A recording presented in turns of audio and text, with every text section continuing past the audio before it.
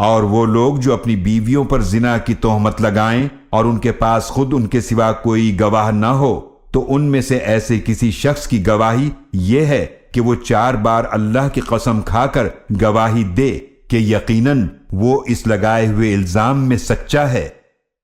والخامسة أن لعنة الله عليه إن كان من الكاذبين، اور 5ویں بار یہ کہے کہ اس پر اللہ کی لعنت ہو اگر وہ جھوٹا ہو۔ ويدرأ عنها العذاب أن تشهد 4 شهادات بالله إنه لمن الكاذبين، اور اس عورت سے بھی یہ بات زنا کی سزا کو ٹال سکتی ہے کہ وہ 4 بار اللہ کی قسم کھا کر گواہی دے کہ وہ شوہر یقیناً اس الزام میں جھوٹا ہے۔